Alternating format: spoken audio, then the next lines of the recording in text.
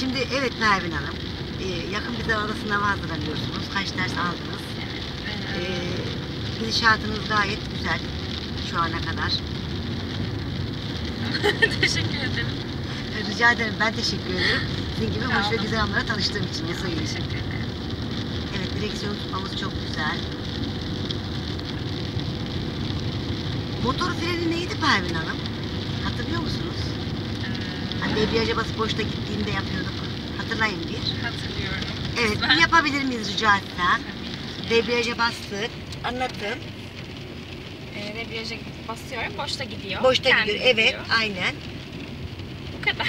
Ve sonra motora girdi nasıl anlıyoruz? Debriyajdan pat diye çekiyoruz ya. Ne yapıyordu? O zaman da motor frenine girmiş oluyordu. Doğru mu? Doğru. Hatırladınız mı? Evet. Evet, teşekkür ederim. Evet, yolumuzu kontrol ediyoruz. Durmadan ağır ağır gidebiliriz. Tamam. Yolun güzergahın isteğine göre. Peki aramızdaki takip mesafesi ne kadar olmalı bir araçla?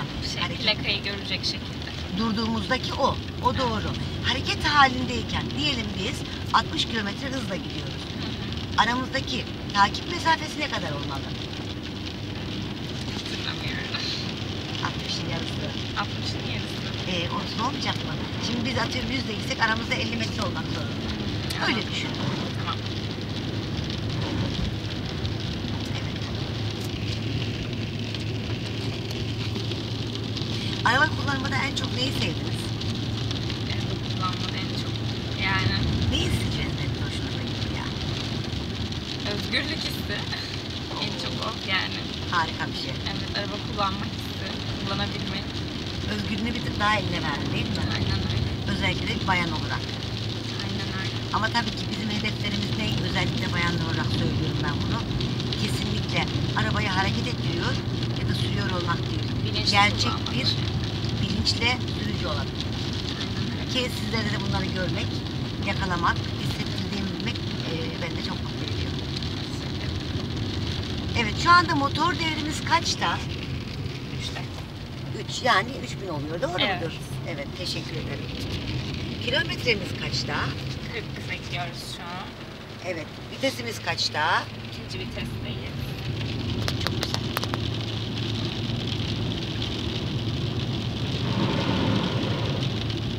Yağmur yağmasına rağmen kendimize olan özgüvenle beraber bütünleşmiş bir şekilde sürüyoruz. Yoldaki kesik çizgiler ne manaya geliyordu Pervin? Şerit değiştirirken kesik çizgilerden değiştiriyoruz. Peki, o zaman biz de bir yapalım bakalım. Bizim söyleyen uygun. Çünkü ihtiyacımız da var buna. İleride ışıklarımızı görüyoruz. O kırmızı ışıkların manası neydi? Dikkatli gel. Evet, aynen. Veyahut da kırmızı yandığında dur geç manası da gelebilir. Ama sizler için şu anda sağlıklı olan çok yavaşlayıp emin olduktan sonra geçmek. Aynen şimdi yaptığımız gibi. Evet, sağımızı ve solumuzu kontrol ediyoruz. Çok güzel. Şimdi Pervin Hanım, buradan karşı U dönüş yaptığımız için ne yapacağız biz direksiyonumuzu? Geniş alacağız. Geniş almaktan kastımız göbeğe uzak bir mesafede sürmek ki yolu tıkamamak, kendi yolumuzu açmak için. Evet, aynen bu. Güzel bir dönüştü.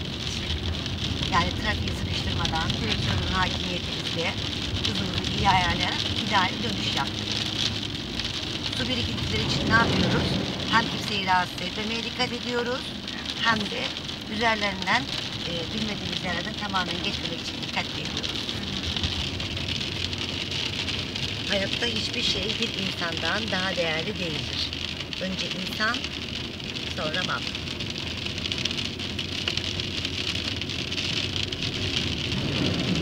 Evet, Adana'nın Çukurova sınav bölgesinde sınav turumuzu tamamlamaya çalışıyoruz.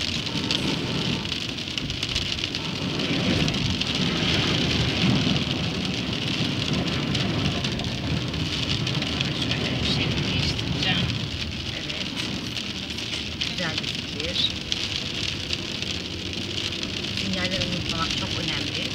Çünkü sinyaller diğer diğer arabalarla bizim iletişim ve haberleşmemizi sağlıyor. Oo, su birikintisi azaldığı için vitesimizi yükselttik. Çok güzel.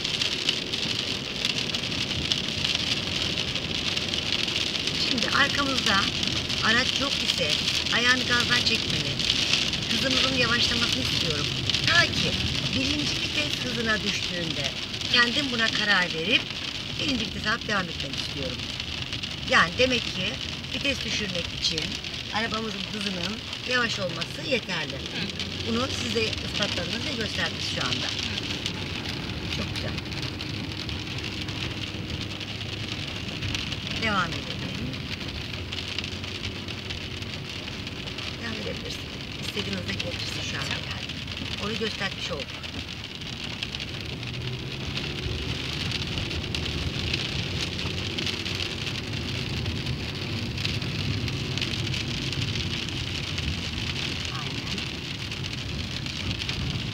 Yolu uygun gördünüz. Üçüncü atabilirim. Sınav kurallarında biliyorsunuz 50 kilometrenin üstüne çıkmak kesinlikle yok.